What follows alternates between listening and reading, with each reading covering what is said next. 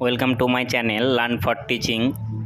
Supreme কোর্টে SSC মামলার শুনানি হতে পারে আগামী সোমবার। স্কুল সার্ভিস কমিশনের নিয়োগ দুর্নীতি মামলায় প্রায় 26,000 জনের চাকরি বাতিল হয়েছে। তবে কেবল এসএসসি নয়, প্রাথমিক শিক্ষক নিয়োগেও অনেক অভিযোগ সামনে এসেছে। সুপ্রিম কোর্টে এসএসসি মামলার শুনানি হতে পারে আগামী সোমবার সুপ্রিম কোর্টে এসএসসি মামলার শুনানি হতে পারে।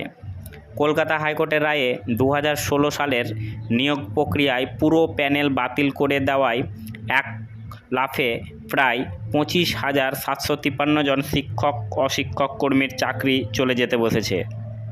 তাই তা রুখতেই বিশেষত যারা সঠিক যোগ্যতায় পরীক্ষা দিয়ে চাকরি পেয়েছেন, যাদের নিয়োগের বিষয়ে কোনো অভিযোগ নেই, তাদের চাকরি অক্ষত রাখতেই রাজ্য সরকার এবং the West Bengal central school service commission supreme কোর্টে স্পেশাল লিভ পিটিশন অর্থাৎ এসএলপি দায়ের করেছে।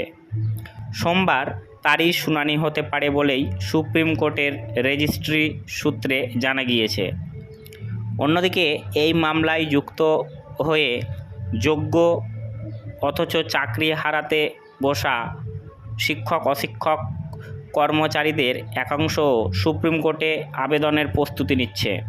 এসএসসি চাকরি বাতিল মামলার শুনানির সম্ভাব্য দিনক্ষণ জানালো সুপ্রিম কোর্ট। সুপ্রিম কোর্টে এসএসসির মামলার দিন এগিয়ে সম্ভাব্য দিন ধার্য করা হলো 29শে এপ্রিল।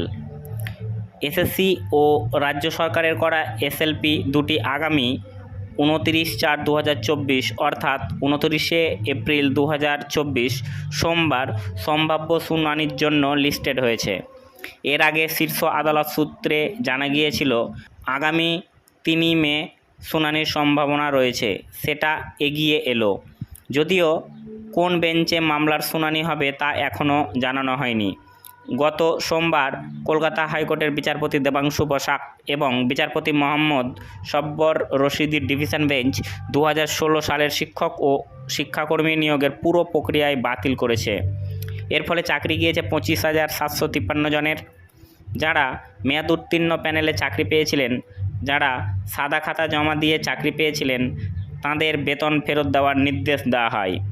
4 সপ্তাহের মধ্যে 12% হারে সুদসহ বেতন ফেরত দিতে নির্দেশ দিয়েছে স্পেশাল ডিভিশন বেঞ্চ। এই পর্যন্ত আপডেট ছিল। চ্যানেলে যদি নতুন হয়ে থাকো তাহলে আমার এই চ্যানেলটিকে like, comment, share and subscribe করে দিও। Thanks for watching this video.